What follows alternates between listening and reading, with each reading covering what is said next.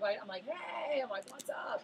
You know, and if you watch me do PDI, every time when I call people, I'm like, yo, you know, or I'm talking, I'm like, how are you? What's happening? And like, then, you know, we'll get to, hey, I needed to get this, or I'm calling for these reasons. But, you know, get to know what's happening with that. When you start building connections and relationships, you develop trust, all right? And the environment becomes a lot more positive to work in and just to communicate. So whether at home, job, you know, playing around, or when you're volunteering, you know, that's a big thing. You have that connection. So for people who are a level 2, you know, it's about getting to know their people and figuring out how to get along with them. Because leaders really do find out who they are. So ask, and you can write these things down, right? So we were saying like say hello or whatever. So ask about their background, right? So when you're getting to know people, maybe it's in a PC. It's a great way to develop a level 2 leadership and then continue it to the next level. But first you can ask about their background. So do you know about, you know, where did they grow up? How they go to school? You know, was their first job? Just you. Anyone who's talked to, you know, if I've ever had this conversation, I haven't had this with everybody. I'm very like, so what's your deal? What's your story? You know, or like, tell me about you. And you're like, oh, all right. I'm like, yeah, where'd you grow up? What, you know, like siblings, like what's your deal? What motivates you? What excites you? You know, whatever that is, I'm getting to that. But ask about their background. Number 2, inquire about their motives, right? So that's what I was just saying. Like, what makes you tick? You know, like, why do you work so hard? I like to know that about people. I'm like, why do you work so hard? All right, people have different, can anyone tell me here, why do you work so hard? Anyone want to share? Like quick, like this is what drives me? Jeremy? Cool, that's awesome. All right, why do you work so hard? Help me them out. Anyone else? Yeah, I put myself in college. School, all right, so future. All right, hate to lose, all right. What works, so, anyone else? I was going to say competition and recognition. Competition and recognition? Financial freedom. Yeah, by the way, that's me. Why I work so hard is I want financial freedom for my family, and I wanted that. I grew up struggling. It sucked. I never wanted to have to go through that.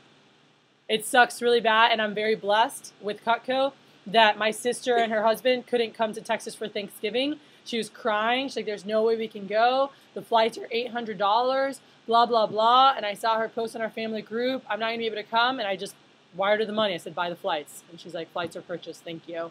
And she was crying. She's like, I'll pay you back eventually. I'm like, don't worry about it. I'm like, it's okay. Like, it's not a big deal, you know? And not to have to worry about that. And then I called my aunt and grandpa in Puerto Rico. And I said, hey, and you guys are going to meet them hopefully when we're in Puerto Rico. And I said, look, I said, I want, what's Thanksgiving week? What's happening?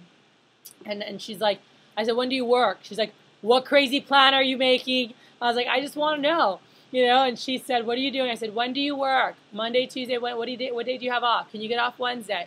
I said, look, I want to fly you guys over. She's like, Kathy, you can't do that. I was like, no, I can. I said, I know grandma's in the hospital and there's a lot going on, but like, when are you going to have? I said, I just paid for Michelle and her husband to be able to come over here. I said, we're going to have Dad and his wife are coming. Josh and his wife are coming. Michelle and her husband are coming. I said, and then I'm going to be there. It's my house. I said, you know, and Matt, I said, when are you going to have a chance to have when's the next time Grandpa's going to have all his grandkids in one place with their spouses? You know, the newly married, both of them got married last year, both my siblings.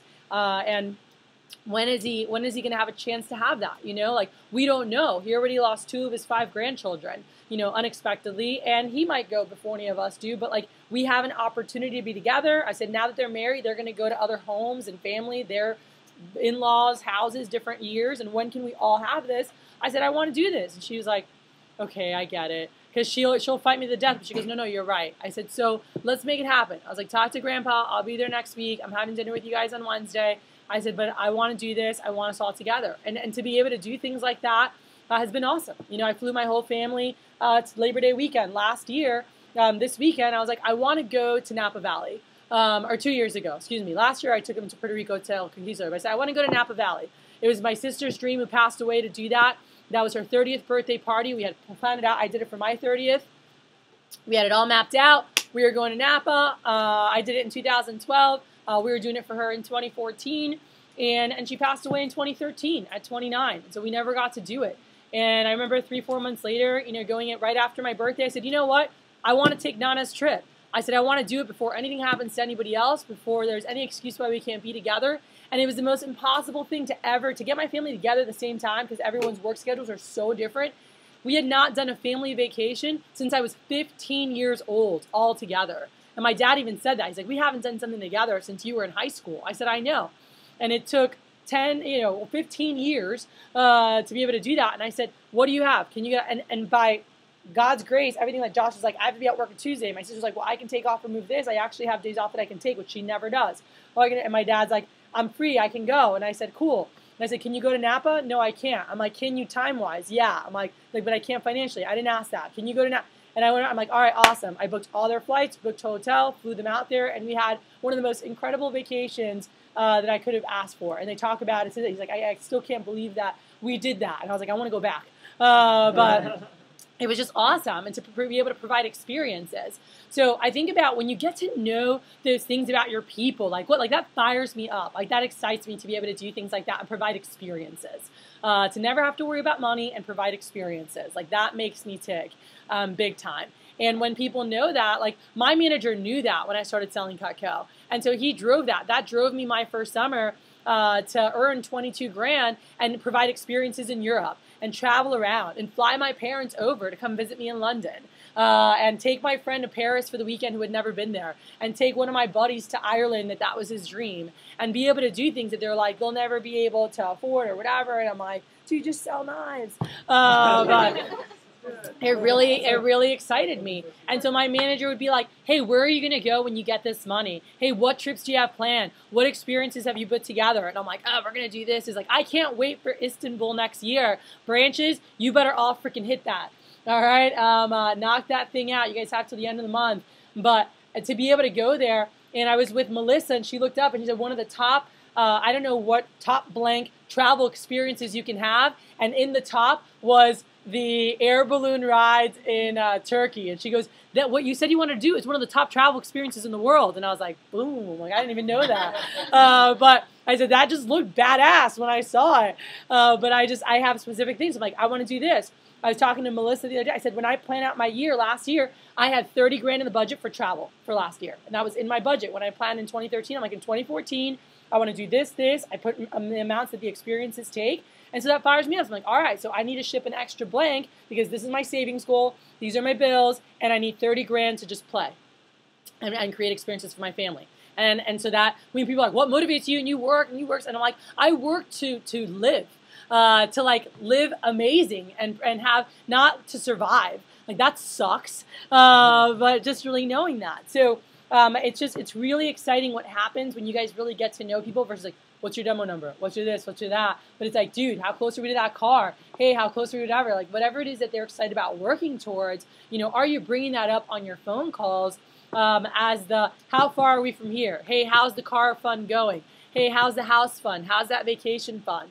How's the cruise fund? And really driving those things. And number 3, so we said ask about their background, inquire about their motives. And number 3 is seek to know their values, all right? So value questions are a little tougher to ask and a little tougher for the person to answer sometimes. Those of you who are here during SC2, I talked about 7 levels of intimacy, right? And so there's different levels, and some are kind of scarier to get into, right?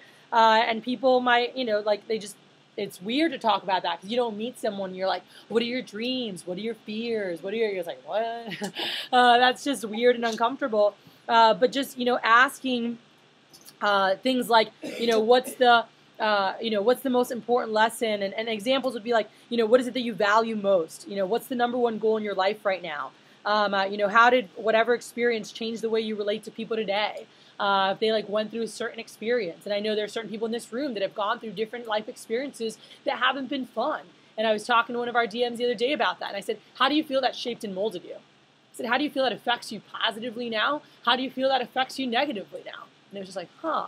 And just really thinking about that. Because every experience we've gone through has shaped and molded us to be the person we are today. And I realize that's something, as you guys are working with me, you're going to get to know real big about me, is I just embrace your journey. Whatever's happened in the past, own it.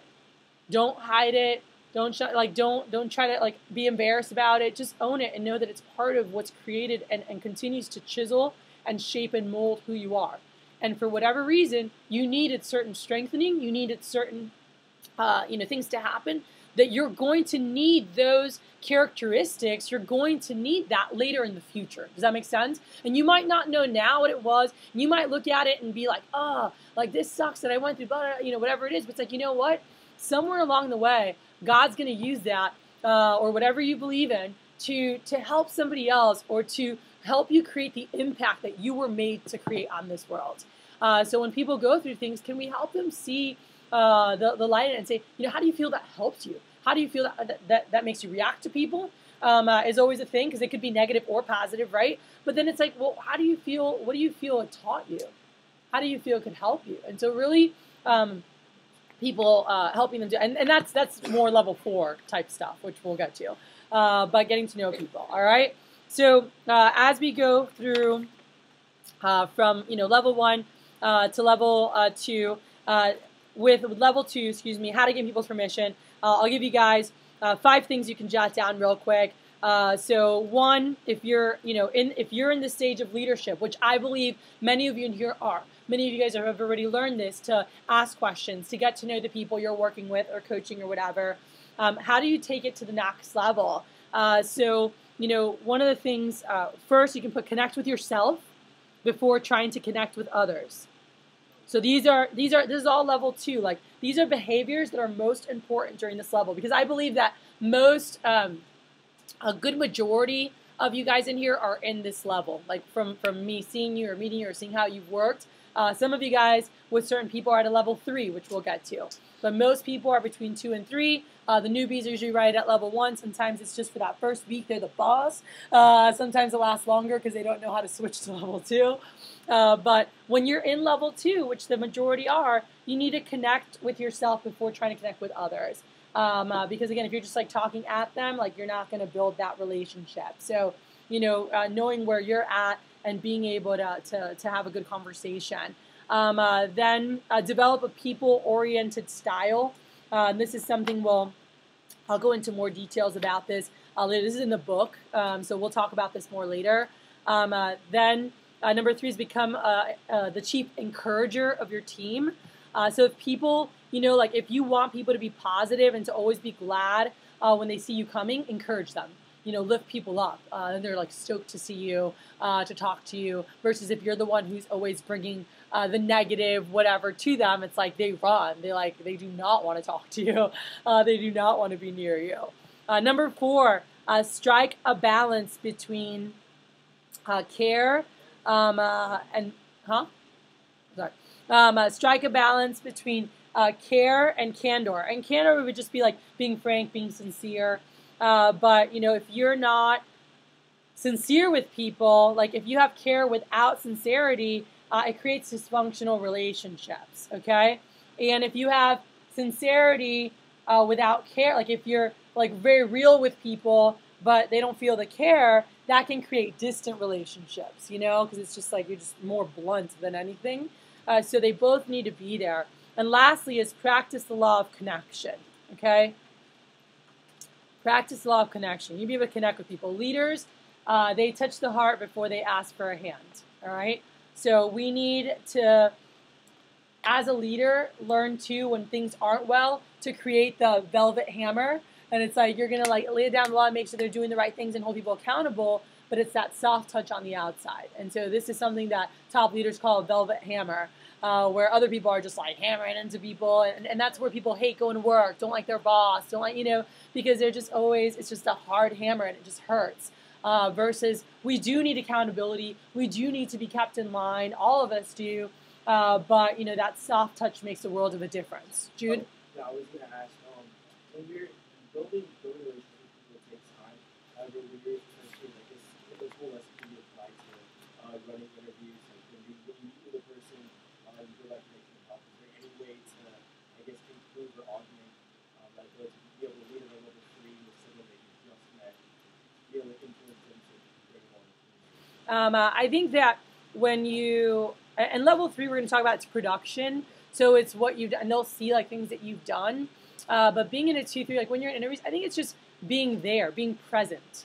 because it's very easy to like ask questions, and I'm just like, oh no, okay, and they don't feel like they're heard, or listened to. So I think that just being a good listener, being aware. So I look at applications, right? Because I'll say, hey, I'm like, hey, I noticed you were the president of your whatever club. So obviously you're someone that has leadership abilities and enjoys being, right? And those are the type of people who they feel good and they feel that connection because they're being heard, even if it was on a paper or when they answer something.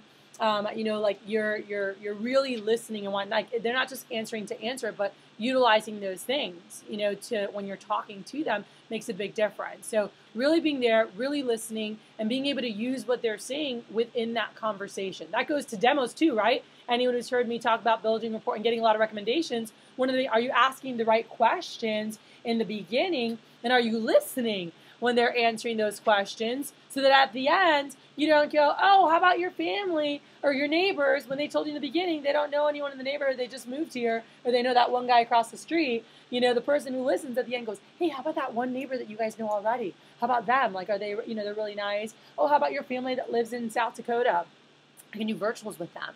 Oh, how about, and you're just very specific. They feel, a connection there that's going to help, and that's just connection with people. And when it's in work or home, your kids, there's one thing of, I'm your mother, right? You need to listen to me. And there's the other thing of like, you want to listen because of how they lead it. And I think about two examples are my best friend's mom. To this day is like my second mom, Julie's mom. And I grew up in their house. And then there's my mom. And my mom, she just never knew how to really talk to people. She still doesn't. She's not the best human being in the world. And she never really wanted to grow or learn or develop. And she's put herself in a really nasty place for a lot of our family. And I just remember growing up and she was always just like yelling and complaining and just like, versus like really wanting to listen, asking questions, seeing how we were feeling. My dad was the complete opposite. He was so good at that. He was just like, what happened here, Or if I made a dumb decision or when I got arrested or different things happened, my dad's like, what happened? Like, why do you feel like, what do you feel led to that? Like, what? And I'm like, Dad, like, does this happen or whatever? And so I'm like, it's nothing. I was like, I was just being stupid. I was like, it was with these people, and like, I was just being dumb, and like, it has nothing to do with like me trying to rebel or whatever. It was literally, I was just really dumb. And he's like, all right. He's like, things happen, like you're young, you make choices, like whatever, and just being understanding. And there's a way to lead as a parent where it's like you can really ask questions. And I watch parenting, and I remember I watched my best friend's parents, and it was amazing. I said, that's how I want to parent my kids. But they would always ask questions, and they would always, hey, honey, like, do you feel that you should have done that? Do you feel, whatever? And just asking things where it's like, oh, be like, is that how you want to be? Is that the example you want to be to your sister? Is that the, and when you're little, sometimes you're like, yeah. It's like, really? All right, and then it's like, oh no, that's not really how I want to be. But they just, you follow, like, man, I want to be patient like my parents, or I want to do that. And it was very different, the energy that brought. And them wanting to, like, Julie never wanted to do anything wrong. She never wanted to make her parents mad. And I was like the little devil. I'm like, let's go do this. She's like, but that's not good. I'm like, so? And I was like this, like, rebellious, crazy person. And it was more just how my mom was like, it made me want to rebel. Like, I didn't want to listen to her because I thought she was just, like, a horrible person, So how do you carry yourself to connect? Because, again, this is not just in business. This is in your relationships, like, as a parent, you're leading. As a sibling, you're leading, in business or whatever you're doing, like, you're leading. And that's what this group of individuals is. So level 3, when we get to level 3, so good leaders always make things happen. They get results. But level 3, there's like, these are also, they're not only productive individually, but when you get to level 3, they're also able to help the team produce, okay? So it's based on production. So level 3 leadership is based on results, it's production. And so people, when it comes to an organization, people follow you because of what you've done for the organization, all right? What you've done for the organization. So because they're able to help the team produce, a level 3 leader, they have more confidence, there's credibility, there's increased influence, all right? No one can fake level 3. Level 3 people are self-motivated. They're productive. And I think about this and the power of personal sales, right? Why is it so important to personally sell? Because it's been like it's a different type of leadership. You've gotten results. There's production there. You're going to lead at a higher level automatically. It's not an opinion, it's the fact. You are more confident. You're not just faking what you're saying. You're like, oh, dude, come watch me do it. And you feel, they can feel that belief in what you're saying and what you're doing at a much stronger level. And you can put two managers together and one who's just saying the right things and one who's really done it. And they don't have to say much. It's not questionable. Like, you just know it. You can feel it. You know, you watch Drew talk, and I was talking to Nick Matlack about this, right? And Nick's having his biggest year right now. But I said, what do you feel is the difference when you watch him between you and him, you know? And he goes, his conviction and his confidence and everything. And it's like, because he's just done it and he knows it's going to happen. And so then it does happen, you know, and that's just from you producing. So I think about just the power of that for you guys. And as you're coaching your people, you will perform at a higher level. You will sell at a higher level when you've sold more because there's a different level of confidence that's there. And that's a fact. Does it mean if you're low in career shows you can't rise? No. And you'll still learn great things, but you will produce higher flying sales reps when you have done it yourself. All right, you will produce more of those people. So know that for sure. And another benefit of leading on level 3 is that it attracts other highly productive people. They're attracted to that. People want to be around that. Producers are attracted to other producers, and they respect one another. They enjoy collaborating. They get things done together, and ultimately that creates growth for the organization. All right. So, you know, I think about what are the characteristics of a great producing team, and people can identify that, you know, differently. But I think about passion, work ethic, discipline, cohesiveness, focus, determination, and this is, you know, making things happen really separates the real leaders from the wannabe leaders. You know, so I think that's a big thing to look at for you guys. And so I think about as you're, you know, how do you make the most out of this level, right? So you guys can put 6 things here that you can jot down for in this stage of leadership when you're at level 3, which there are some of you in this room definitely leading in your organizations as level 3 leaders. And know this too, it's not like you're at a certain point in every part of your life, and even with every person, because there's certain people that I know I'm at a level 3 with.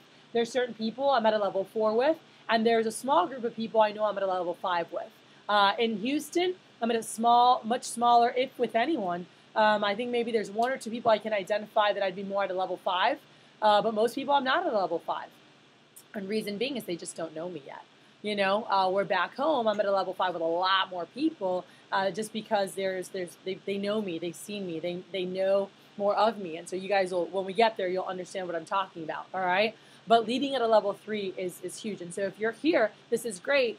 Number 1, understand how your personal giftedness, all right, contributes to the vision. So basically, you really need to, you know, it's important to understand how your gifts and abilities can be used productively to further the vision of the organization. And by the way, this is another thing that when you're producing, there's more confidence, right? There's more confidence with what you're doing. So you do more, where somebody who hasn't produced, they question themselves all the time. There's more self-doubt.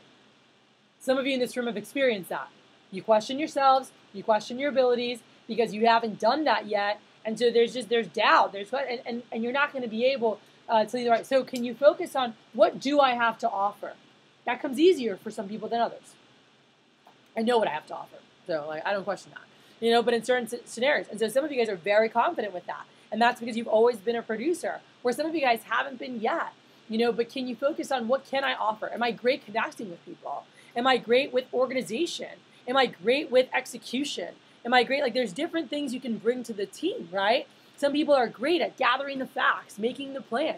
Some people are great at, like, motivating and inspiring and pushing people. Some people are that, put me in the front, coach, let's go. And they'll go out there and make that thing come true and have other people follow them. but every single part of that, like it's important to an organization building. So can you really identify what your gifts are that you can give to, that you can focus on and give whatever project, whatever's happening. Obviously in our offices, we're building our offices. What can you bring to further that vision? Number 2, cast vision regularly for what needs to be accomplished. Cast vision regularly for what needs to be accomplished.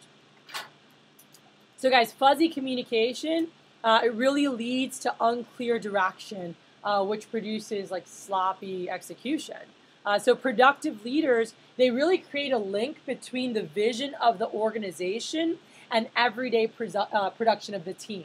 So it's like what we're doing right now, they're like what it's building, what we're working towards, And for us, what we're building right now, what it's building for next year. Like that excites me so much, and I'm contacting the DM team, and I'll say that for later before Cody wraps up. I just saw Jacob. When we have the best, if you're maximizing level 3, are you constantly casting vision to really keep the people motivated daily to what the bigger picture is? So for your office, it might be winning the silver cup. It might be having the first $1 million year. It might be having the first 250 grand fall. It might be breaking the record for blank. Whatever it is, the bigger that we're working towards. So when we're doing our daily calls, when we're calling PRs, whatever it is, it's towards that bigger vision of winning that silver cup. That every time you guys book a demo, book a person, book whatever, let's think about say silver cup, because we can freaking get there. And every little step is going to make that happen. Every PR, every IAP booked, everything, it's silver cup, Can we get that chant going throughout GCK? Everything, it's just silver cup, silver cup, silver cup. And how crazy that would be to make that happen. And we can make that a reality. And that's pretty awesome. So number 3, begin to develop your people into a team. I was asked this by somebody over in Haiti, one of the CSPs out in LA, as she's really working hard to build the team and help the team be more cohesive. She's like, I really want our CGCs, I really want our CS, she's like, we don't have that team environment yet. It's a lot of people working individually. And I just kind of laughed, and she goes, what? She's like, you're so good at putting teams together. I said, I know, but what's funny? Moving here, I came to a place where there was a lot of great people working individually. And I said, and one of my biggest challenges this summer has been trying to build that team. And for me, I literally was in tears. And as I shared with Andy when we were in Haiti about CFC, it was the first time that I saw GCK and all the managers like a freaking unit. It was awesome. It gives me chills. Who was there, by the way? For that, it was just phenomenal. Was it not? Just the countdown. And for those who weren't there, just so you know, we took all 3 of the top 3 branch personal sales trophies. 3 out of 3 came from GCK. All right. Out of the top 10 rep trophies, we got 9 out of the 10. And then from the CSPs, we had 1 out of 3. All right. But it was phenomenal. And everyone was so excited to be part of our organization. And it wasn't just College Station. Yeah, they were killing it. And it wasn't just HTX. And it wasn't just, West Houston or whatever office. It was GCK. And just that chant over and over and over. And then when the division, it was amazing. And I sat there in tears, and I'm like, finally, because that's what I know, and that's what I love. And I've been on teams my whole life. I played sports my whole life, and I've been on some of the best teams. And I've led the national championship team in Cutco, the district team that no one else has sold more than out of Miami, Florida, for years. All right, and we won 7 national championships. And it was just awesome. And everyone knew when the freaking Sharpies were in the house. And to leave this national organization and come here and just have people that were just like, no, I'm good. Not about team, not about whatever. And I was like, what the heck? And there's a beauty in working together. And I know some people work better independently, but the competition, the fun, the encouragement, the challenging each other, it pushes you to work harder. I can work hard on my own. Some of you guys, you can work hard on your own. But if I'm like, yo, B, let's go next week. I'm going to drop 20 G's. Let's see if we can keep up. You're like, what? You know, and there's like, you know, there's that level of competition that it's like, shoot, let's go. You know, and you just, and even though you might have worked hard on your own, now it's like, dude, I got to beat her, you know, or I got to beat her. And so there's that extra competition. Like, I love this week. Alex Chavez sends me the report. He's like, number 1, bring home a silver cup. I didn't even notice Schmitz was on the same report. I was like, yeah, Alex, let's go. And then I was like, and I started laughing when I saw the comments. I was like, oh, yeah, Schmitz, congrats, go. And he's like, I'm winning the cup. And they were both people that were going to, Chavez had his plans to work his butt off for the fall. He has his sales goal, whatever, for the fall. Schmitz had his goal for the fall. But now it's like, oh, man, I got to work a little bit harder. And it's just fun, you know, like it's extra competition, but it's fun working together to make bigger things happen. So I love the team. So I think about, you know, for the only way to do that, production makes team building possible. You know, when things are happening, you know, like it can only be accomplished by a manager who's willing to hold people accountable, help people produce. It's one of the reasons I love Alliance and just bringing people together. It's like it's forced accountability. We're gonna go out and produce, and people are gonna join together to get that done because it's hard to just do it by yourself always. And you're going to have days where you're discouraged, and you just need that extra, like, dude, you're an asshole, let's go. And that reminder. I love to be reminded, and I'm good on my own, but sometimes I need that cat. Let's go, you know? And I usually call Andy for it, you know? Or one of my guys, I'm just like, dude, I'm just so freaking, like, you know? And it's like, you're a freaking butt kicker. Like, let's roll. Don't forget, like, you've done X, Y, Z, whatever. I'm like, yeah, I know, let's go. So just having that. So anyway, so begin to develop your people into a team. Number 4, prioritize the things that yield high return. All right, so meaning you need to get rid of stuff that don't aren't producing the high results. I'll tell you, in the pilot this past week, there was a lot of things happening. There was a lot of work being done, but it wasn't producing high results. I personally booked 8 PRs yesterday in an hour and a half. I've got 5 more I need to book up. I'm going to meet with people. I'm going to create a training class. By myself as a DVM, I will create a training class this week. And last week, I had 6, 7 people working on this, and we launched 0. We had 1 person in training and launched 0 with all these people working. All right? And by the way, and I talked to Mary Lou about it. I said, you guys were doing a lot of things, and I get that, but we were doing things that were not yielding the results that we need to have. There was nothing more important than Santi getting out there and getting clipboards last week, and that hasn't happened yet. There was nothing more important than getting our assistant managers, PR, and getting people in, and I just booked up like 7 of Brianna's friends. Where the hell were they before? And I'm going to set up over 10 of them within 24 hours.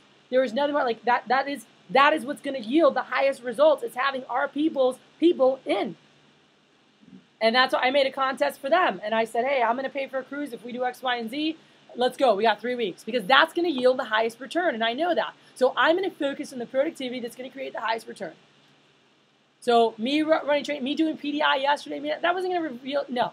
I needed to freaking get some people on my team ASAP. All right? And I'm going to go out and find them, whatever the hell I have to do to get that done. And I'm going to go to campus personally, as a UM on Tuesday, and find people that I'm going to bring onto my team, all right? And talk to people in the cafeteria and talk to people wherever, because that's going to yield the highest results for what I need done right now. So prioritize the things that yield high return for you. Number 5, be willing and ready to be a change agent, okay? So be willing and ready to be a change agent.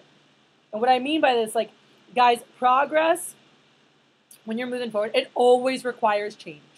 It always requires a reroute, okay? And that's what I had to do coming in, and you have to be ready for that. You know what? This is not working. This is not getting us this. Boom, we need to change, all right? And being ready to, like, make that move, all right? Time to move here. Time to do this. Like, hey, we've been doing this. Great. We haven't been getting results, so then let's do this. Let's do something else. Let's find something else. Who's doing, you know, what's producing? Let's get it done. It's very difficult to get different results if you're doing the same things, right? So you have to do something different. Number 6, never lose sight of the fact that results are your goal. All right? And again, and this is beyond the relationship. So I have relationships with these people now. So I have a position. Now I've built a relationship with these people, and now I'm gonna drive results with these people. All right, and that's where I'm gonna lead at the best level. It's not just I'm just gonna hang out with them or whatever. That's not gonna help me lead them the right way. Is it beneficial for them? No, they're not making money. They're not progressing. They're not advancing within your company. They're not being challenged to grow as people, right? As individuals. If people are not growing, All right, and so as a leader, so the results could be with your family levels of growth, right? Improving in their spirituality, improving in their relationships, just growing in knowledge, whatever it is, but it's growth, all right? And if you're not driving growth within your family or whatever it is, whatever that result is, and so when I'm saying result, it's not just sales result, right? It's whatever result you're looking for, you're not being the best leader you can be for them, all right? If you're not challenging people to grow and develop as people to higher results, all right? So that's always, are we focused on, to me the result is, are you green and growing or brown and dying? Are you always becoming, one of my quests for myself in my life, with my family, with my business, with everything is, how can you always be a better version of you? Are you developing into the next best version of you? Are you developing into the next best version of you? That is a result that I always look for within myself, people around me, and in my organization. How are we doing that? And it's not always going to be perfect, and sometimes we will digress. But what am I doing to get back on track to make that happen? That's very big, all right? So we go to level 4, and this is where most vector managers lead long-term. The good ones are at level 4. The best ones lead at level 5. And again, they won't lead at 5 with everybody, but they strive for that. That's the ultimate level. So level 4 is people development. So jot that down, people development. And you can put down reproduction. All right, because we're developing more leaders during this. All right, but people, and you can jot down, on this level, people follow because of what you've done for them. So people follow because of what you've done for them. Just so you guys are aware, good leaders on level 4, they invest their time, their energy, money, thinking into growing others as leaders. So I think about for you guys as future branch managers, as future district managers, whether you long-term end up working as a CGC or leading a different sales aspect of our business or elsewhere, are you helping develop other leaders? That's big, all right? That's huge. So they look at every person and really try to gauge what his or her potential is and really help them grow and lead. And regardless of an individual's attitude, like title, position, age, experience, whatever it is, every single person is a potential candidate for development, and they deserve to grow as people and develop as people. Some people and some of you guys, it's like we have a box of pencils, and our job as leaders is to help sharpen those pencils. Some of you guys were already sharp and need a little bit more. Some of you guys were kind of dull. We got to get that. Some of you guys, we hadn't even started the sharpening process yet, all right? But our job is to help sharpen you up and develop you as leaders. And everybody can be a top producer and a top leader in life, period, if they make the right choices, if they work after the right things, all right? So for when someone's in level 4, they shift their focus from the production achieved by others to the development of their potential. That makes sense? All right. So at level 3, you're focused more on helping this person. Like you're focusing on production achieved, by others, right? And so what they're achieving. So you're helping them. They're producing or whatever. But your focus is on that. You're focusing on production achieved by others. But when you're in level 4, it shifts to your attention is to the development of their potential. So now you're looking at, okay, what is this person capable of? What could they do? Not just helping them, with whatever they're producing or doing or pushing them to that, but it's like expanding them, expanding their mind, helping them expand their capacity. And so you're more focused on, is this person maximizing their potential, right? Because some people, let me give you an example. Ready? You're a sales rep, or you have a rep that's producing $3K a week. Every week they're producing, you're holding them accountable. They've got to do their 10 demos, 15 demos to get that done. And so as a manager, you're always holding them accountable. You make that schedule. You're making sure they're producing. You're encouraging them. You're recognizing them. They're on the newsletter. You're doing a great job as a level 3. Cool? You're doing a great job. And they're hitting their goals. They hit their campaign goal. You know, their 3K a week, gets them to here, whatever. Level 4 is where I saw this shift happen with a couple of our CSPs this summer with Isaac, with a couple people, that they had their goals. And so they'd been used to being managed at a level 3. And even when I came in, but then I was like, I'm a level 4 manager. That's my passion, you know, 4 and 5, obviously. But like, I want to help people fully use their potential. And I'm always looking for that. And I'm looking at some of our CSPs going, really? Like, why are you not selling more? Why are you not thinking bigger? I'm with you too. I was like, what are you doing? I'm like, you're an ass kicker. I'm like, why are we not selling more? You know, like, what is stopping? Why are we only here? How do we get here? Because you're a level 10 type performer and you're not performing at a level 10. So where is the breakdown? What's happening? Is it lack of confidence? Is it lack of skills? Is it, belief, whatever it is? Is it lack of time, resources? Like, what is it? To help them find that full potential.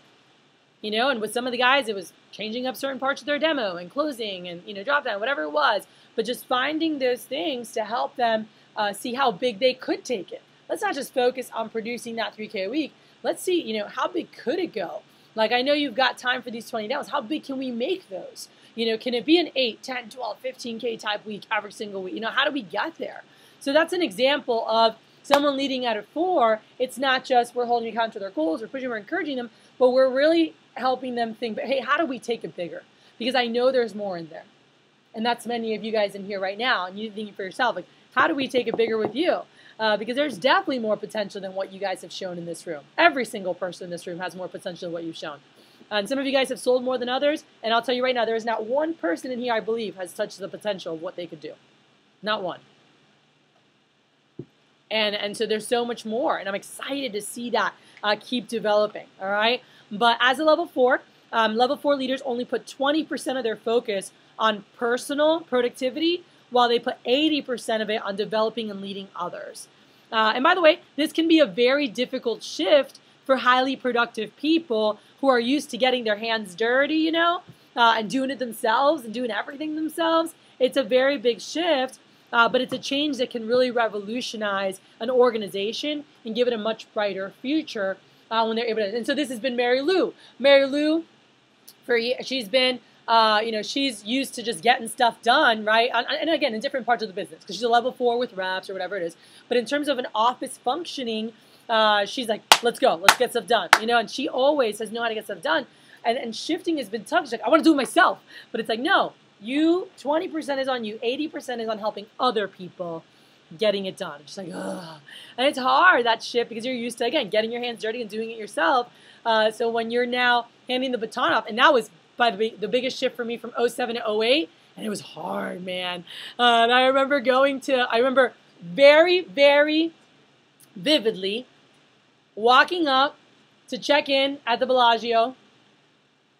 Justin Donald, one of my mentors, and we just passed him last week. He's number 3 now, by like a grand. But he's checking in, and he looked so refreshed and so happy, and I'm like newer manager, like we were number 1 in the company that year in 07, $1.5 million year.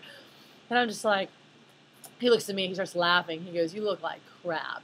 He goes, congrats on your year, by the way. Phenomenal job. And I said, thank you. And then he said, now it's time to start learning how to teach others. I'm like, excuse me? He goes, you're a great manager. You're a great office manager. He's like, but why don't you start learning how to be a great business owner and develop other great office managers? He's like, that's going to be great for them, so they don't feel like incompetent or like you don't trust them and you have more belief in them. It's going to help them develop as leaders. It's going to help them develop as people, and it's also going to help you develop into the next leadership and also create a better lifestyle for you. He's like, he was just shy of the same for the year. He's like, but I spent half the year in Costa Rica, this, and I was like, and that's where a lot of my lifestyle came from, really shadowing his. I loved his lifestyle. It's what I always wanted, and he's been a big example for me in the business. And so I've modeled a lot of things after how he did things.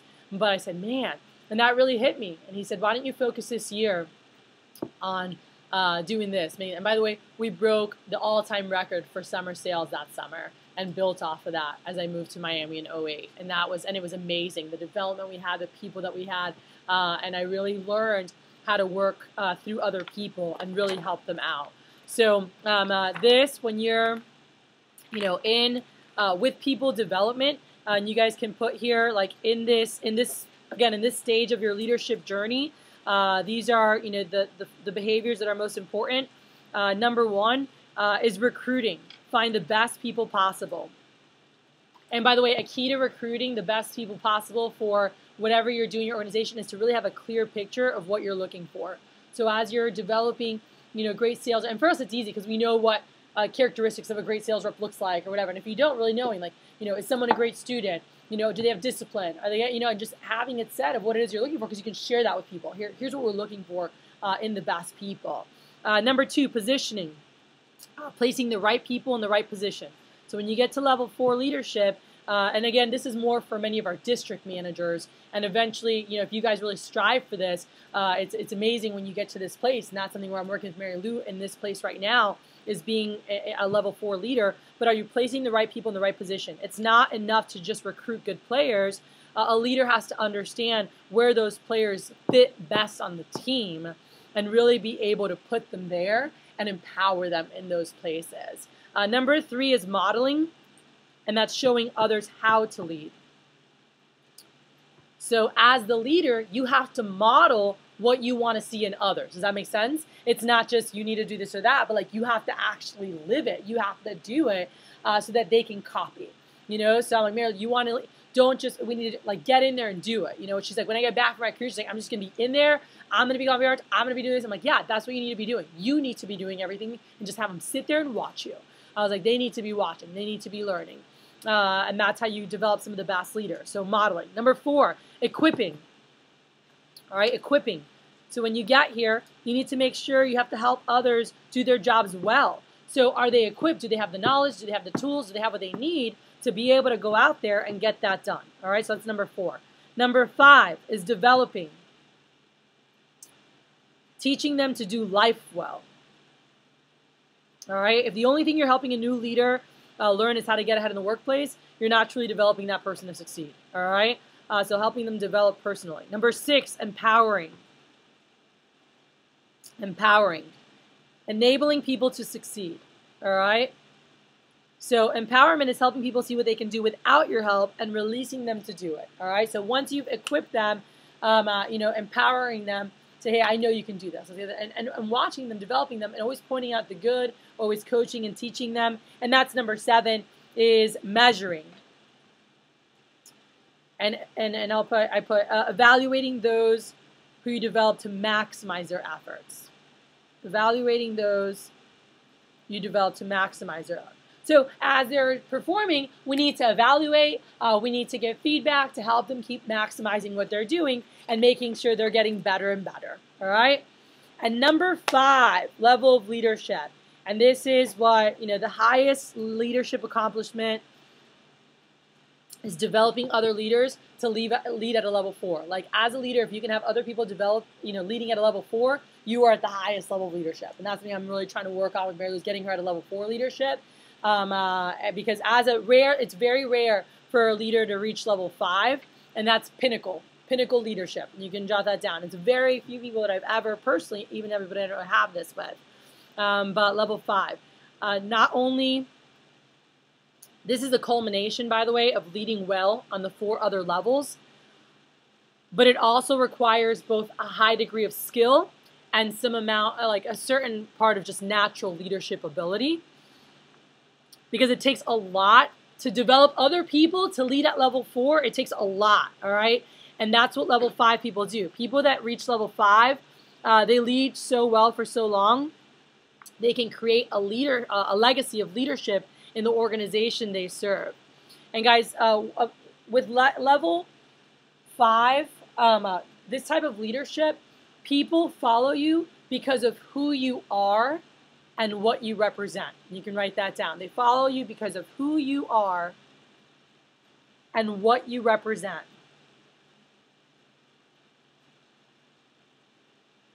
All right?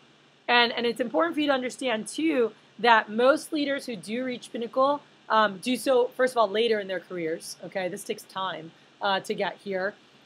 But Pinnacle is not a resting place. It's not you get there and you're there, all right, because it moves around. It's not a place where you stop and just view your success. It's a reproducing place where they make the greatest impact in other people's lives and in their own. And so constantly growing, learning, developing, because you've got to be able to keep leading the other people and developing more of those level 4. So it's a constant,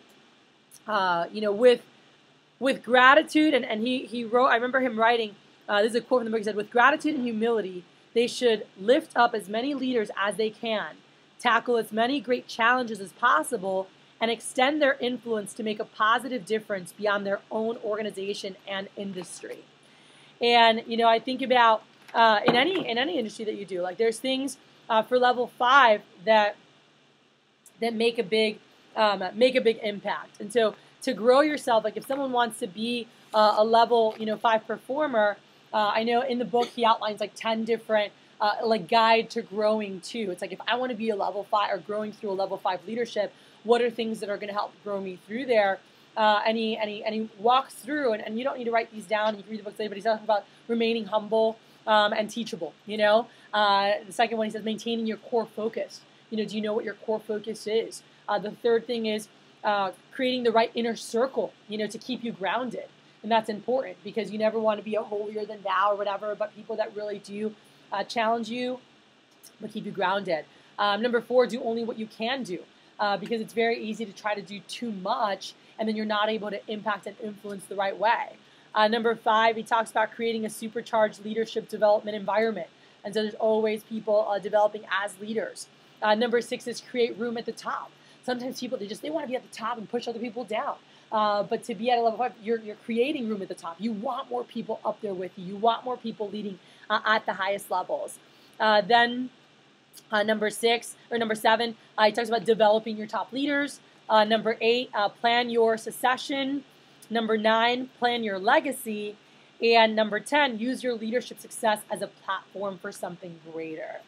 And you guys will hear more about this. I'm not going to talk about how to maintain this level with you guys. This is more for my district managers. But I wanted to share this with you guys to really look, where am I? And this is something that this goes a lot deeper into each level and really being able to see with different groups where you're at, how to develop the good, the bad. And I have a cool chart that I'm gonna take a picture of and post it in our group so you guys have it, which is kind of like a cliff note a chart, and it goes through the characteristics of this level, the mindset, the organizational impact, and the belief and actions needed to transition, which I think is really neat. So you guys can look at and just be aware. Awareness I think is definitely key. So I hope you guys took some good stuff, and I want to take 2 minutes, and I know I actually took my full hour, so I apologize to Cody, but we're right on time with everything. 2 minutes real quick. Anything that stood out to anyone or any ahas or anything that you liked from that, I'd love everyone doesn't have to share, but if there's anyone that wants to say anything that they really like. People follow you because of who you are and what you represent. That's a big thing. That should always remind you that you should be on your P's and Q's at all times because if someone's watching what you're doing and you're influencing them. Mm-hmm. So if things aren't going right with the people that you have, it's because you're doing something, and they think it's cool. It's not right. Yeah, absolutely. I think you just hit it in level 5, saying constantly being able to learn with gratitude and humility. I think that's the key in the process. Mm-hmm. Self-awareness, level 5, building top, being there. Mm-hmm. Yeah, and that's the best leaders. Other people appreciate when they're able to get there, or you're able to develop people to be as good or better. Mm-hmm. Yeah. I think in level 2, creating a link of the vision with everything that you do, because it's like, I think that's a very thin line between making you level 1 3 telling someone to do something, or like this is what we're doing, and this is what we're building, this is what we're doing. To real quick, someone I said everything you said that like something shaped basically by that. Yeah. You gotta ask yourself, how can I be a better version of me? Like, what can I do to improve? What can I do to keep it's getting better? The thing that blows my mind the most here about the 5 levels of leadership is that it almost seems like Vector was built around these 5 concepts. Like, oh look, let's do something like this, but like let's sell knives. Okay, it's crazy because like everything that we do, everything that we lead up to, starting as a sales rep and our fast start, and going up to somewhere of your caliber and manager, it's all that's the path. Take it. Go forth and do it. I'm excited now. This is awesome. Yeah. Yeah, and by the way, it's so true. When I was like, you know what's so incredible? I remember being at this event a couple years back and being at this seminar, and I said, man, I love that our business allows people to have a chance to lead at all these levels. Where not every job, not every has the infrastructure to allow you to experience these different levels. And we don't just have it there because other people might have it there, but we encourage it. And we want you to keep growing through those levels and developing as a person.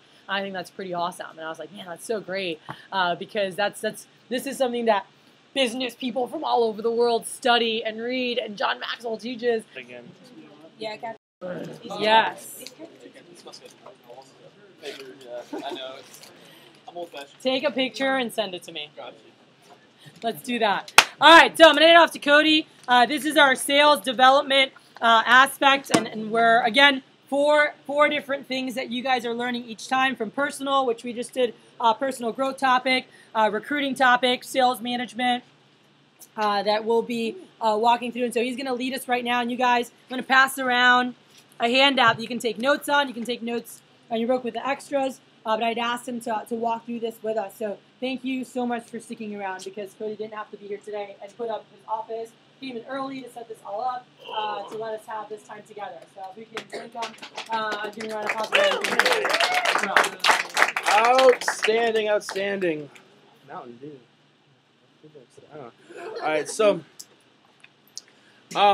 yeah, 5 levels of leadership. That's some cool stuff. One thing I would add on to that too is know that that within organizations, this is something that I learned when Dustin taught this to us, and he said, we need to work really hard because we have a common tendency to think we're leveled a little bit further than we are, right? So that's one thing to kind of keep in mind too. Even in our division, there's very few, like being a level 5 leader is something that isn't just like, oh yeah, Cody or Kathy or Jordan or Melissa, like they're no, we're not even, right? And that's something that takes a lot to work to attain. And there's times when you're like, man, I'm like a 3. If you're someone that's saying I'm like a 3, nah, you a 1. Right? So realize that, and then also remember, like Kathy said, it's different levels with different people as well, right? So you have to know how to get to a level 4, but at the same time too, you develop that level of leadership with each person, and I'm sure Kathy said that too. But that's the thing for me, because there's people in my organization right now that I'm like a 1 with. I'm at a level 1 leadership level with some of the people in my organization. There's people in the organization that I'm also at a level 4 with, right? So some of the newer people, that's just I'm the manager. Then they're all also like, because recruiting is required in anything that you all are going to do moving forward. I don't care what you're doing, you have to be able to recruit, right? Want to make one of the top hospitals? Cool. Better be a recruiter. Find the best and brightest talent. Want to go work in academia? Cool. Want to build the best department? Get the best grad students. You got to be able to recruit it, right? So that recruiting is really, really, really important. Sales is important too. We're going to go into the future, but there are some things where your sales skills, aren't quite as in the business world. There's some areas of the business world that your sales are important, but maybe not as important as being able to go in and sit down and really recruit with someone. So that's one thing I wanted to share with this group today, that since this is the first one of these prep meetings, that's something that, or second technically, this is something that I really want this group to focus on, is learning how to be phenomenal recruiters, right? And I was talking with Kyle about this second, like when you go into that interview room, are you figuring out exactly who this person is, giving them like a little quick mini profile and figuring out, okay, I need to be able to hit this person on this, and this level, and if I do, they're going to come join this team. The majority of y'all don't know that yet, and that's a really powerful thing that you can gain. And that's something that all of your managers are very good at, and she's literally the best at in the history of the company. So that's one thing I just wanted to share, and that doesn't really necessarily have to do with this message, but I wanted to mention that to you all since we had everyone here. Now, let's look at this document in front of us, though. When it does come, once we actually get the reps, right? Get the reps on your team. You went out and you recruited and you found some people at a campus table. Your receptionist called them and had great efficiency, and they came in the door. They sat through your interview. They said, heck yeah, this is the team I want to be on. I like what this guy's selling. Then they show up to training, and now the idea is, okay, how do we make them productive? Here's the important thing about productivity I want you all to remember, and this is something I always try to teach to my guys, and I always try to remember personally as well. In the interview, you all are going to make people promises. You all are going to promise them something. You're going to promise that, hey, if you come and do this job, you're going to have this experience. You're going to be able to make this income. You're going to be able to, have that part-time job, that flexible schedule, that scholarship. You make them promises, all right? And it bugs the crap out of me when I see managers who go and make those promises in an interview, get people in a training room, things start going crazy in the office, and they forget to take care of that person and actually get them the results that they promised them that they were going to get. That's why, if anyone's seen a Vector, a disgruntled YouTube video or some crap, that's where that comes from. Because that kid was made a promise in the interview, and then guess what? Didn't get followed up on. Right? So we want to make it really simple and easy. I just want to be like, hey, there's some simple things that if you do with your reps, right? And it doesn't have to be like, okay, I need to get to whatever, have this amazing, be amazing at this relationship or this piece here. No. I'm going to make it super simple. There's just a few things you got to do that if you can provide it to your reps, every rep that you have, and if you can't provide it, can you show an assistant manager how to provide it? And that's another thing I would say too. You're like, okay, I can do that. Okay, it's cool if you can figure these things out. But for those of you guys that are going to go and get to run offices, it's not just do you know how to do this, it's can you teach your assistant managers how to do this as well? Because you're the lead person, you're in charge, you have 3, 4, 5 assistant managers that are going to be working for you this summer. They have to be able to make sure these 5 things are in place too, okay? So that's what I want to go through right now. And so these are sales. So once we get the team there, what are some things we can do to keep them selling? So we're going to go through this thing. This document is called The Power of 5. We're going to, the idea of the best 5, 5 before, 5 after, 5 crucial events, 5 keys to building a great team, and 5 keys to developing a great rep, okay? This is what we're going to go through. Some of you guys are going to know what some of these things mean. Some of you guys are not going to know what these things mean, so that is why I'm walking through this with you all, okay? You know what? I'll probably explain it efficiently because I'm pretty good at that, and so we'll save questions to the end. But what I like to do, just how I like to work personally, is I like to go through things, and then I want you to write stuff as we go, and then we'll cover stuff at the end if there's any questions, because if I get interrupted, then I can get tangented, and then we're going to be here for like 30 minutes, and I'm going to end up talking about, like a dolphin or something. But let's go through this. So first thing that you want to remember with your people when it comes out of training, and in the spring we're going to talk about training, right? Vector 201 is designed to teach you guys how to learn how to train people. But one of the important things, and some of the guys that were with me the other,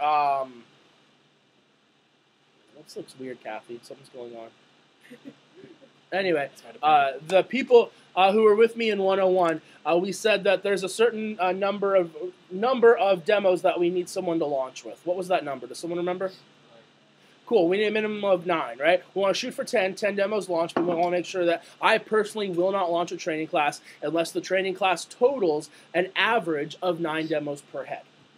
All right? If you launch a training class with 9 demos per head, you're going to have great first week. We call it first weekend pop. That means the training class goes out and sells, actually. It's going to be fine. If you get lower than that number, you're going to be rolling dice. If you get above that number, you can have done if you get the training kind of okay and you get 9 demos ahead out the door, your training classes are going to sell every time, right? Now then, I don't promote 9, I promote 10, get to 10, shoot for 10, shoot for 10. I'll teach you guys how to do that maybe in the spring.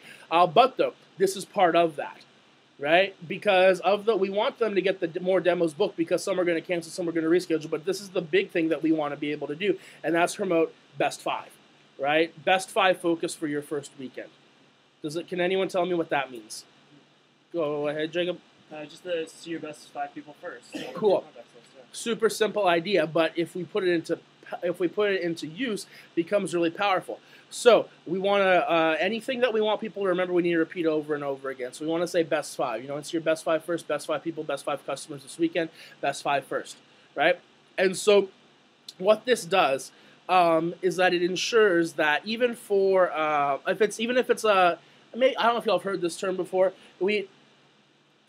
there's going to be high flyers in the group. Lots of you guys in this room are probably high flyers in your group, right? We have some mid flyers that are probably that are some people that are in training that maybe they don't have some maybe their leads are a little shaky, maybe there's some other stuff, and then there's some people that we do work with that are a little bit more lower flyers, and probably those are some of the people that that were in your training class that aren't here and maybe weren't on the team after a few weeks, right?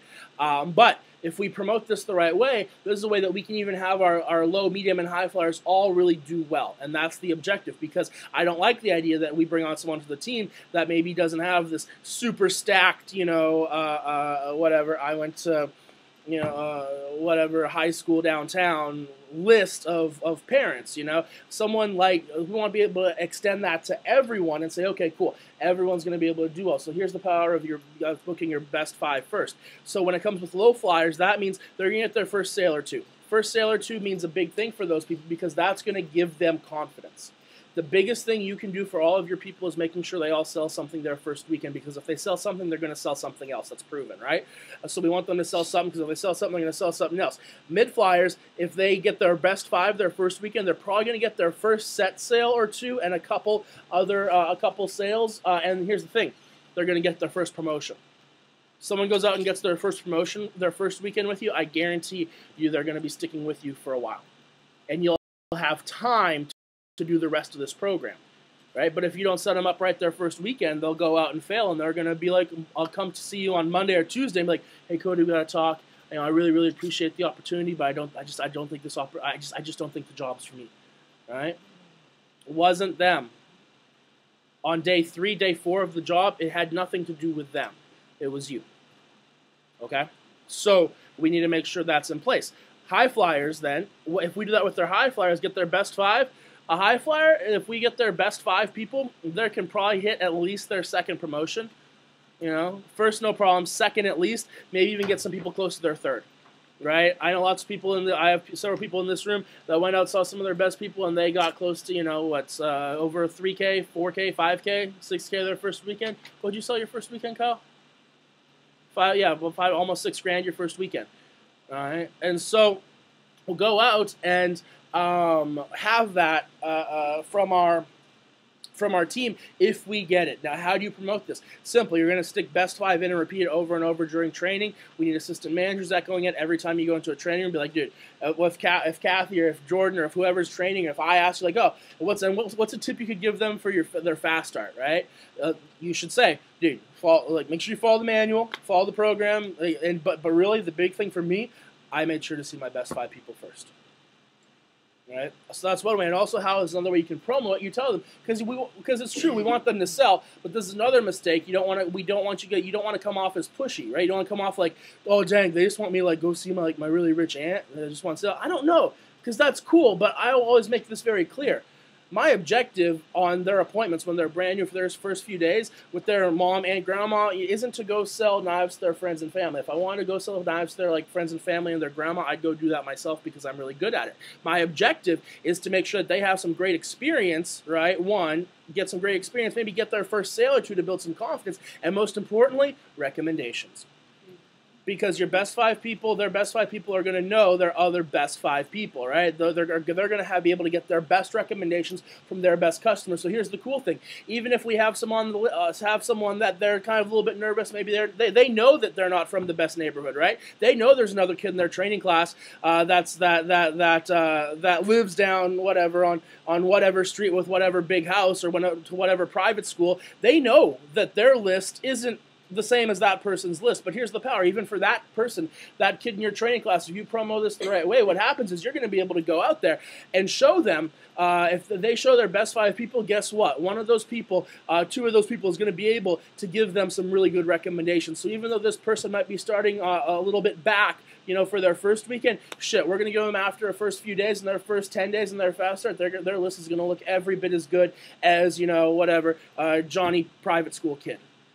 Right? And so that's the power of promoting it the right way. And then you also have to be able to make sure you follow up on helping them get recommendations too. But that's the power of your best 5. And if we're focused on that, you're going to have sales reps that are selling, and we're going to be in a lot of promos, having a lot of fun.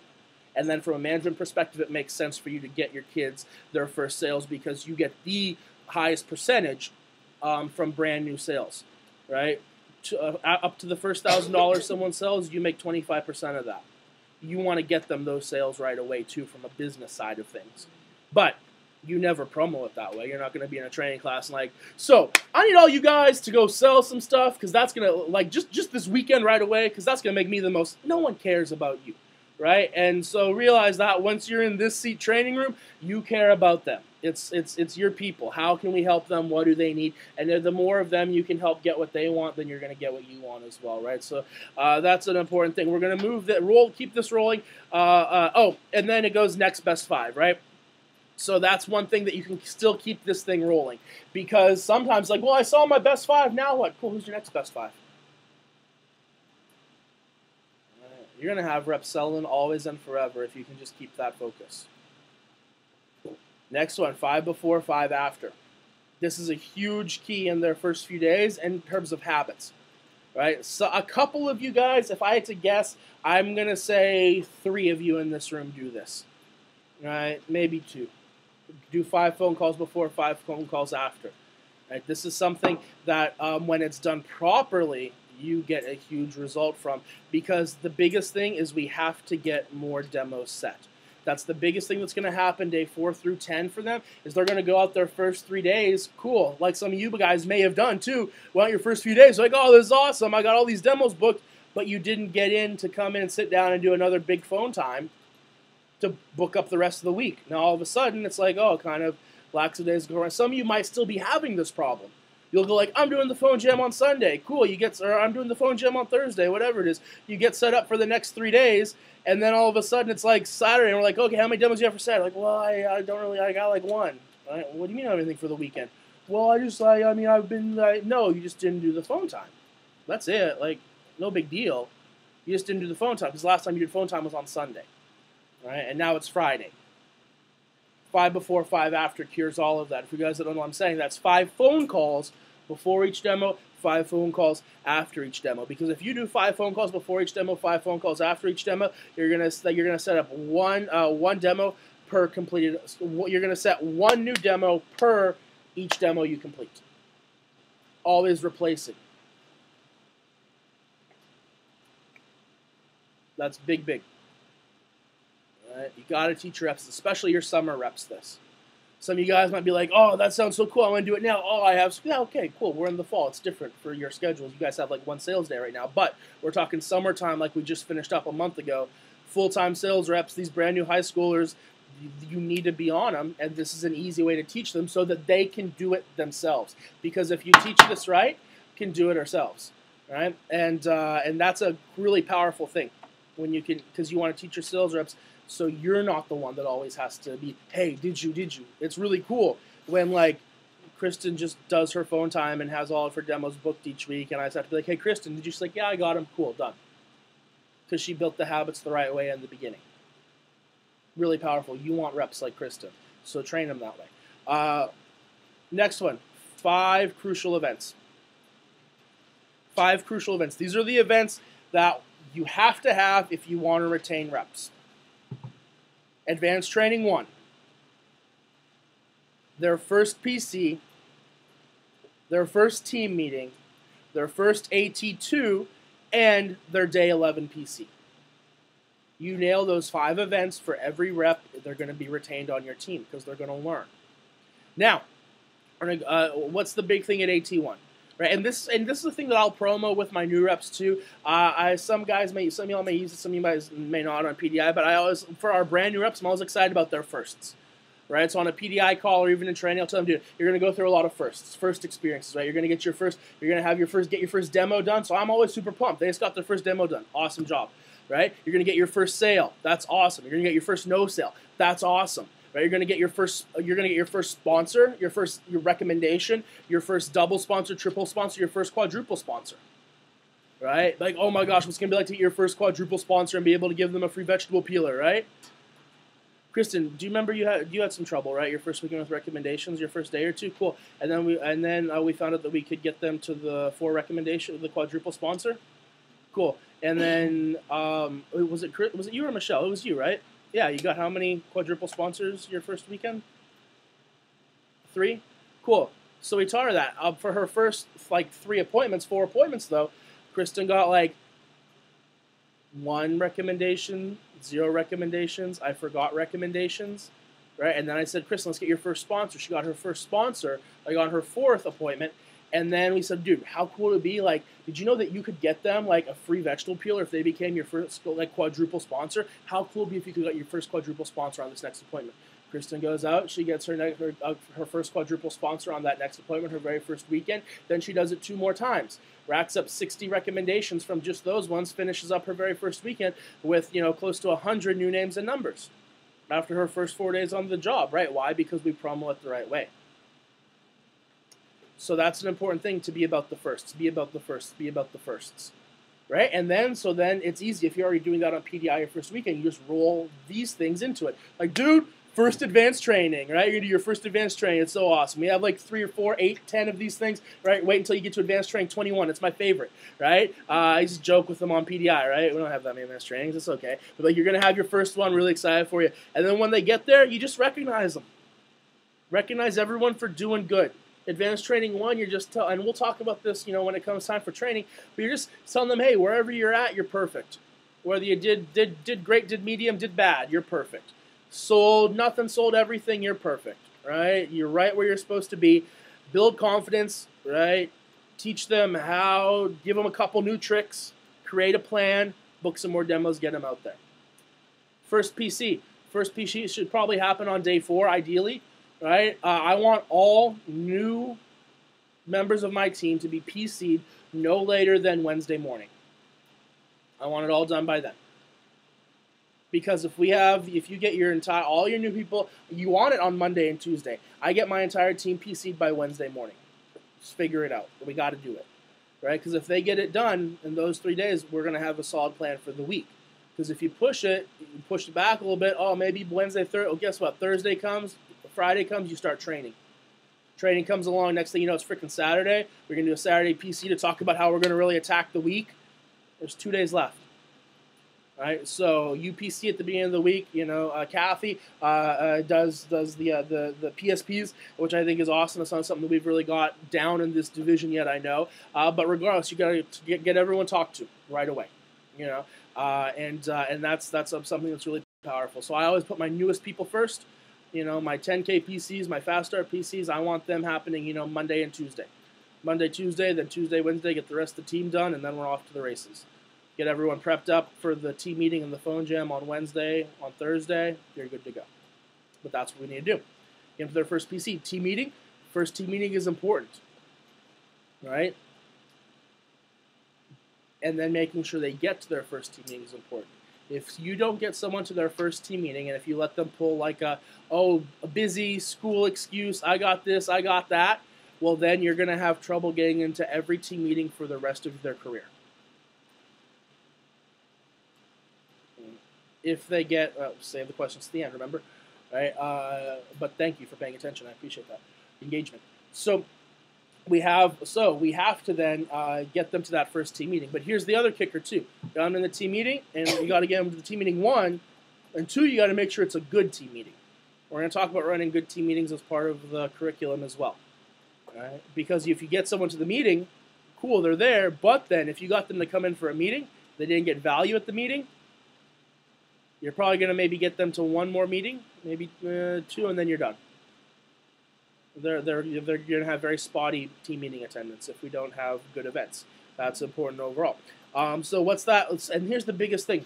If you can give them a high five, smile, encourage them, and get them on the phone and book a few more demos, if they can come in, if you go smile, high five, get them 3 to 5 more demos booked, they're going to have felt value for coming in.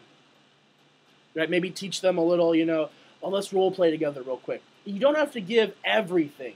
They're new. Chill out. Get the manual down. Right? There's so many things they're still getting wrong. There's probably things that some of you all in this room are just getting wrong. Right? That's okay. We're going to figure that out. But you don't need to slam them with anything crazy in their team meetings or their advanced trainings. We keep it simple, keep it fun. Smile, high five, tiny little bit of learning, and get them on the phone. Because if you get them the more demos, we all know that's what matters. AT2 is the other event, because this is going to help them. We do phoning at AT2, teaching them how to get good at the phones. Then what do? Remind them, stick to your list, get more names and numbers, book more demos. And day 11 PC, here's the big one, right? Because it's easy, we utilize the tool of our fast start. Fast start, first 10 days, double what you want to do regularly. Go out, win some cool prizes, hit some cool promotions. How far can you get in your first 10 days? For some competitive people, they're going to get excited to go out and be number one. For some of the logical people, it's going to make sense because it's like, well, I'm going to do it anyway, so I might as well just do it this week because I get more stuff for just doing the work this week, right? The fast start is so perfect. Cool. We drive. I've seen so many offices that are fast start offices. Especially new managers. So I don't want you guys to be it. I want you to have these freaking sick teams that are with you all year long. Right? And if you think about it, you probably saw, you're like, yeah, I had like 10 people in my training class. And then after their fast start, there was like, I don't know, like 3 at that meeting the next week. All right? That happens sometimes. I'm sure maybe one of you guys have seen this. Hopefully, you do have some good managers, but that might be something you see as new managers. This is the critical PC you have with them on day 11 after their fast start, because this is where you set up the plan, you set up some vision, and you help them realize, hey, this is what we're going to do moving forward.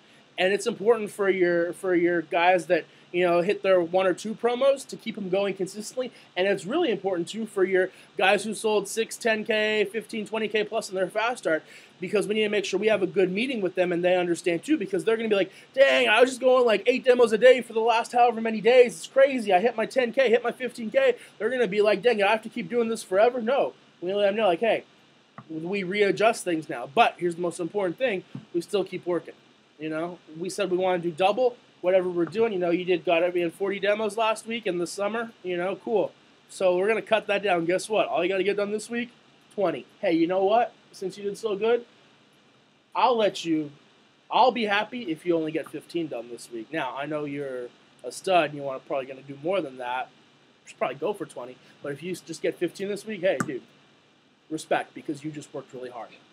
You frame it up the right way, they're going to keep working right after their fast start, even for your high flyers. If you don't do that, you have a kid that sells 10K in their fast start, and then I need a break, and then they don't sell crap all. They drop down the next week and sell like $1,000. All right?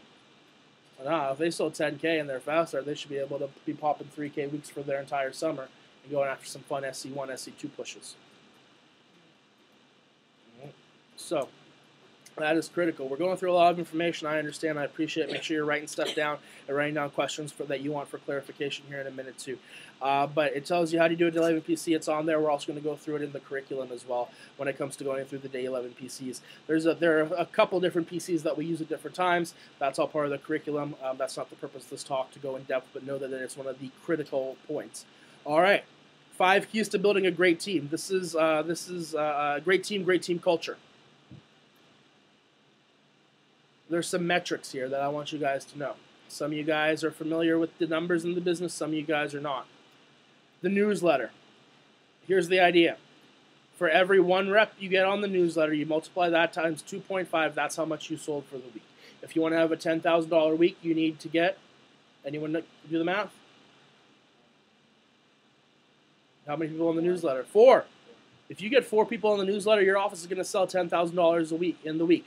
New business, right? This is the new business we're talking about, remember? It's not like, having your CSPs or FSMs, and you guys won't, so don't worry about that, right? But anyway, newsletter, 2.5 to 1 rule, right? So if we want a 10K week, you got to focus on getting 4 people on the newsletter. If you as a manager only focus on getting 4 people on the newsletter, you're going to sell, bam, 10K. I'm like, but doesn't that only equal 4K? No. Well, they're going to have people that are going to sell a little bit more. They're going to go past a K. There's going to be at least 4, 5, 6K coming from them, and the rest of your active team is going to fill in the rest of that, and you're going to hit it. All right? So when you go out, you promo it. Now you have to promo it the right way, or no one cares about what the newsletter is. But if you promote getting on the newsletter and why it's going to be great, and we're going to talk about promotion, that's another talk. That's probably something you should write down too. Figure out how to promo properly. That's huge. All right? But though, if you figure that out, then we're just going to go promo these things, promo your newsletter. Cool.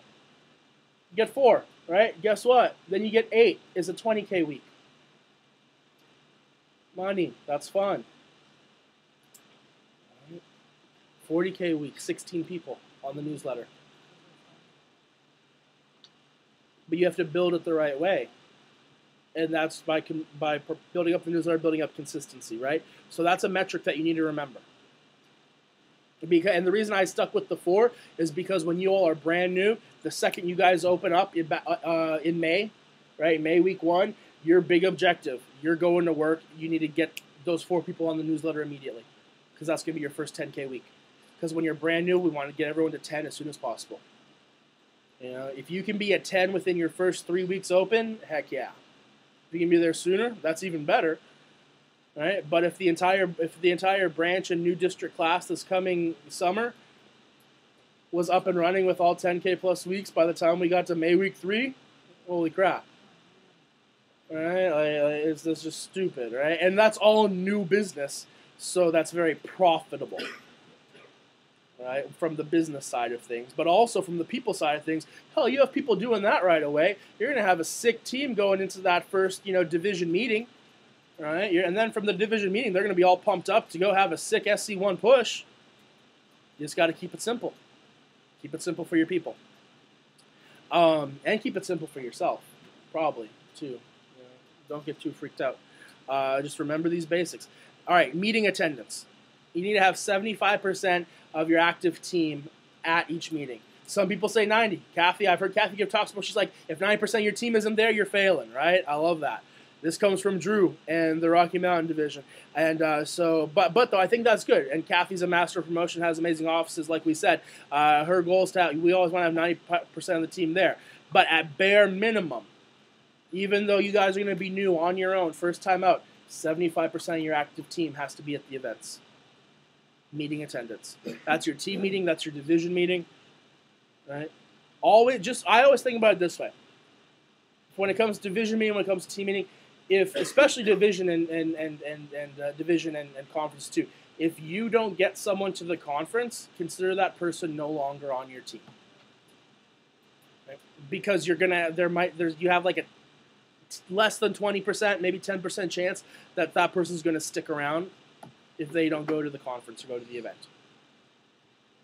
So you got to get good at that. That goes back to that, how do I promote properly? Get them to the events. And then you just get them to the events, right? We'll take care of them. I mean, the DMs, the Kathy, we can run some events. You guys have been to them. We know how to do it. Well, they're going to come to the event, they're going to be fired the frick up. But you got to get them there. We get that y'all are kind of brand new. You probably can't get up there and run the whole thing and get everyone all jazzed. That's fine. Your job's to get them there, and we'll take care of it. SLDM is the first one. Man, who went to an SLDM with Kathy? Cool. Who went to the first SLDM with Kathy?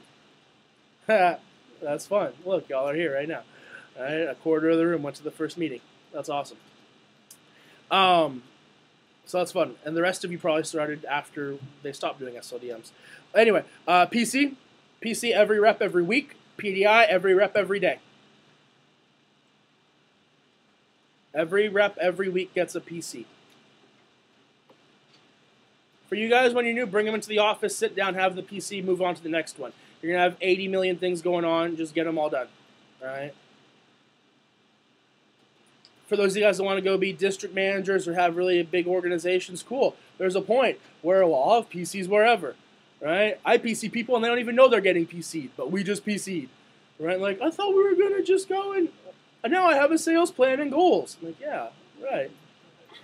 Right? I don't call James into the office on Tuesday afternoon and be like, James, can you come in and sit down in front of my desk and we're going to... No, not at all. Never, actually, right? That doesn't happen. But they still get PC'd. They all get an hour with me each week. Each of my CSPs gets an hour with me, and guess what? They ship. All right? It's something random. They don't. It's not scheduled as a PC. We're just going and doing something. All right? But for you guys when you're new, get them in front of you at your desk every rep every week. Cody, I have 40 reps. Cool. Train your assistant managers. You need to have 4. If you're going to have 40 reps on your team that quick, you better have at least 2, 3, if not 4 assistant managers with you. All right? Teams. It's fun. Build it. And then PDI, every rep, every day. That's another thing. Right? I used to have a lot of problem with PDI personally as a manager. I'll tell you a little story about me as a manager. I had trouble with this because I was like, I never PDI. I have trouble with PDI. I don't PDI. And then I realized, oh no, I am PDI. Right? So it's talking to your people each day. Because I heard talks about PDI and I thought it had to be like this whole big thing with a chart and there needed to be graphs and I needed to have like, I don't know, be logged into some computer system and I had to have, no, if you talk with your reps consistently, they sell consistently. Right? And guess what? You can text people sometimes too. This was a big thing a few years ago when they were like, you never ever text. Text doesn't count as a PDI call. Not initially. You get them in the right habits right away. Right? But once I have someone, like when you guys are on the team, cool. If I can't have time to call them, I'll be like, hey, how's the day going? Going good, doing this, got this. All right, cool. Need anything? No, I'm good. Got tomorrow lined up? Yeah, cool. That's all we needed. Right? But you'll learn that as a manager. There's people that you are going to have to physically talk to, right? And when you're brand new with people, talk to them all. I'm talking about like maybe a rep that once you get them to SC2 after they've been with you for 2 months, maybe you could just do some texting and chill. New DMs after you've had someone for a little while. But when you're new, you want to talk to them because the more you're talking to them, the more demos you're getting booked, the more positive they're being. Every rep, every day, that's critical, okay? Especially when they're new. Demos, here's the thing. You want to average 1 demo per day per rep on your team. You have a 15-member team, you should have 15 demos booked that day. You're an assistant manager right now in someone's office. They give you 2 people to work with, 3 people to work with. That means you're responsible for getting 2 to 3 demos booked every day. Right? You're on the team with those people, right? So also too. So here's what. Well, crap. My one girl, she's out. She's not going to be able to do anything today. Cool. Maybe you need to go book up 2 demos, assistant manager, to make sure your team has that total. Right? And you manage that. You manage that. You manage that. And if we're focused on that, dang, you get a lot of sales. And the last one we're going to go to, 5 keys to developing a great rep. These are super simple. Newsletter. Never miss the newsletter. Consistency. Right? Kyle, how many weeks did you get on your consistency streak? Yeah, 14 weeks. Kyle in his first 14 weeks consistency club. Right? He hit his 20K promo during that time, 25K promo during that time. Right? Fall off consistency streak, and then we have a little bit of trouble. But that's okay. But you keep them on it. If you keep them on it, keep it rolling, you're good to go. Right? Win the prizes. It's fun. Consistency is what it's all about. Mission 100. Always have 100 contacts. 100 plus always, 100 plus always, 100 plus always. If some of you guys don't have 100 plus contacts right now, we need to change that immediately. You have a week to do it. Figure it out. If you need help, ask someone that has it. It's very simple.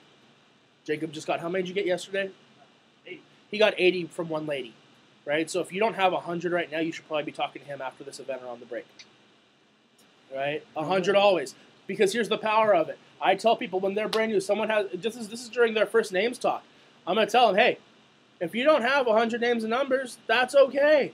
If you have 5 right now, perfect number. 10 right now, perfect number. 20 right now, perfect number. Here's my promise. By the time we get to the end of your first 2 weeks on this job, by the end of your fast start, you're going to have 100 names of numbers. 100 working names and numbers by the end of their fast start, always for everyone. No ifs, ands, or buts. And for our top people, we want to get that done before their day 4 PC. Can we do it their first weekend? For your top people, you can do it by their first weekend. No matter who it is, top people can get it there before their first weekend is done. Right? Not top person, not top 10 person, not top 20% person, right?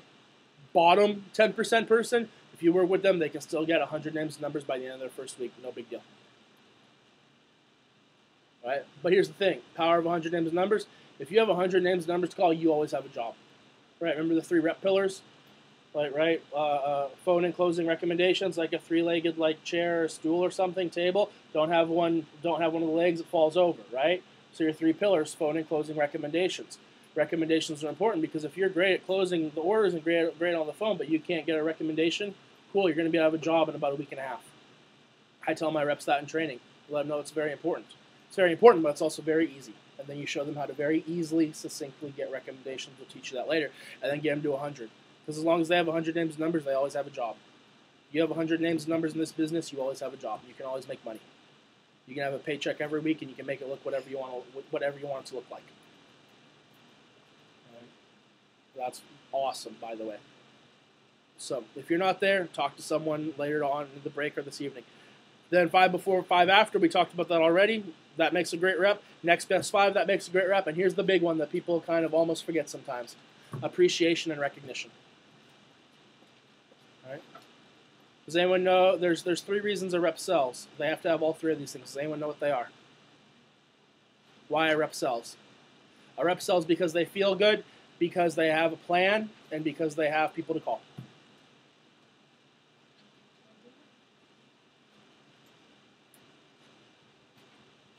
This is for your people, and this is also for you. If there's ever been a time you're not selling, it's only one of those 3 things.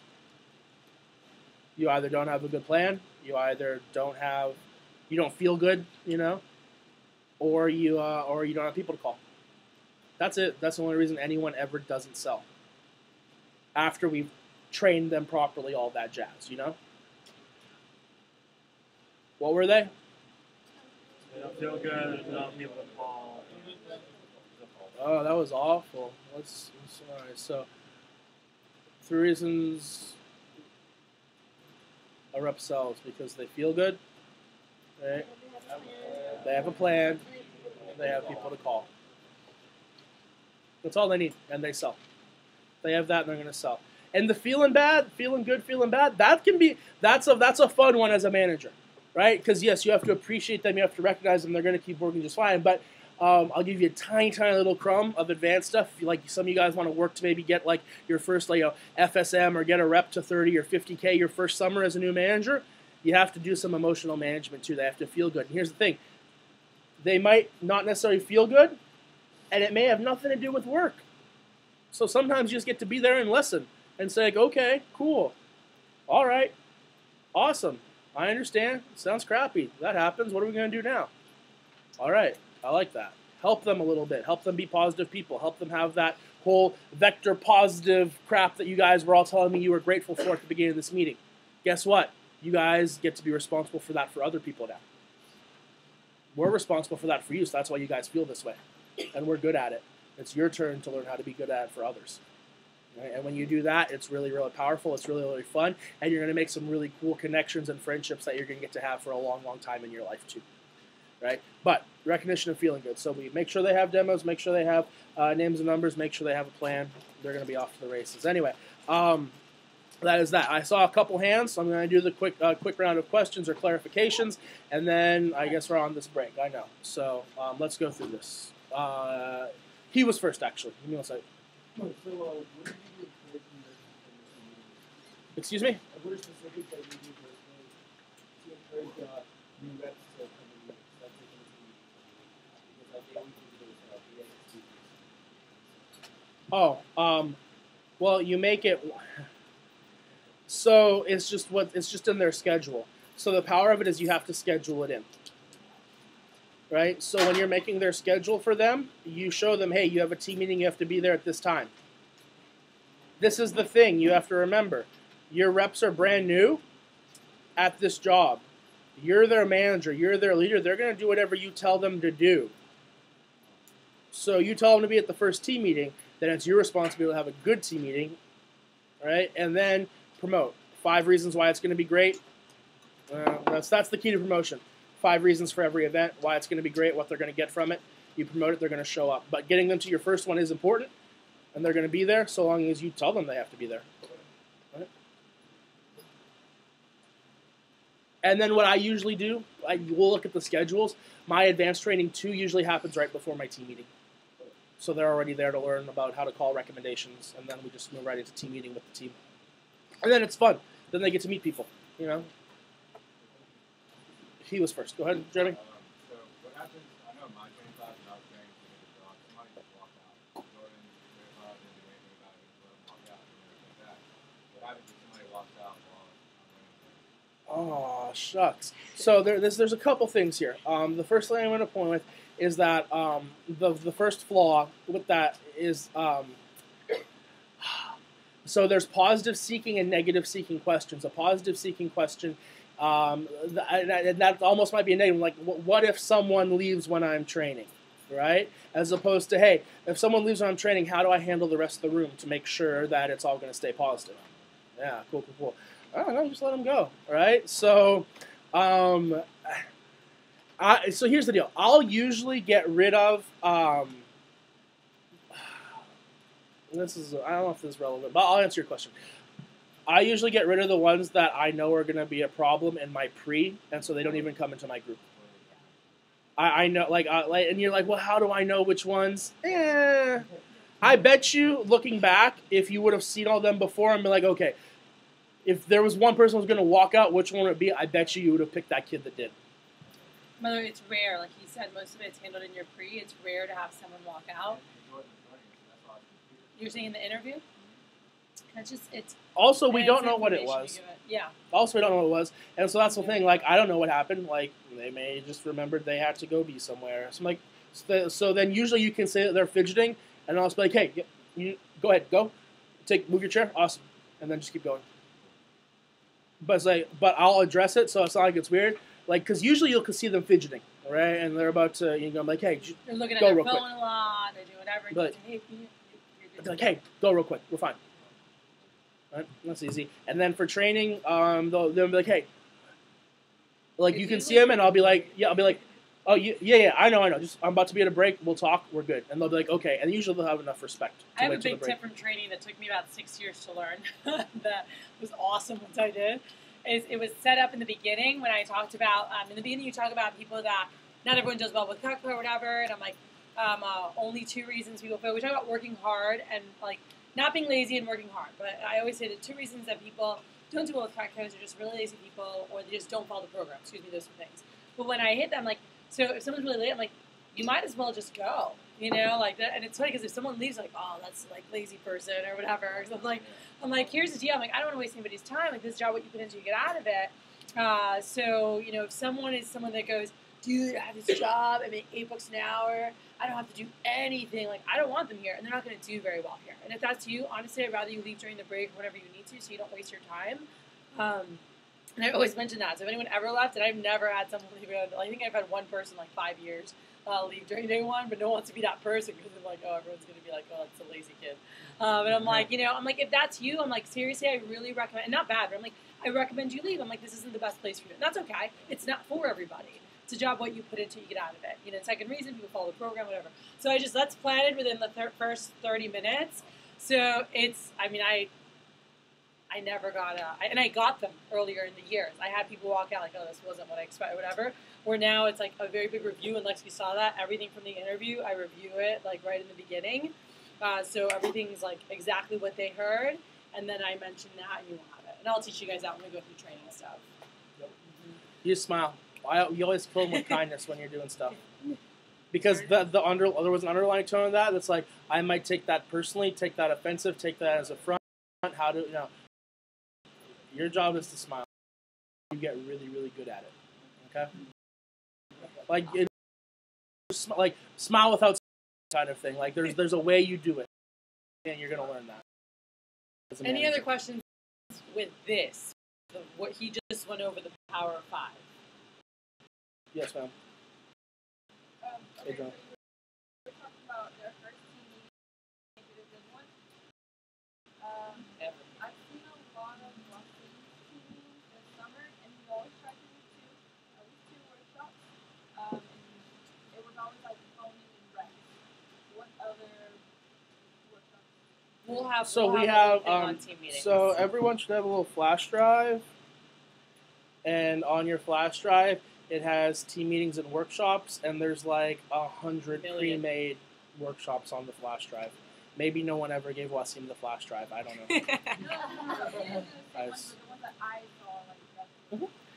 We'll have a whole thing and like topics you can cover. It just depends on what your team needs. Yeah, and that's what you want to do too. Like Kathy said, you kind of key into what does my team need this week, because you're a good. A lot of the specifics and how-tos you guys are going to be learning on a weekly basis with this, by the way. It's all in the curriculum. They gave me flash drives. So we're going to do lunch. If you have any other questions, you go from there. Here's the deal. I need to start by 3:30, and then I'm going to play catch-up. So lunch was supposed to be 2:30 to 3. It's 3:01 right now. So grab food, whatever. Does anyone have a fork, by the way? I do. Hey, guys. So listen, for food, what's going to be easiest? So right around here,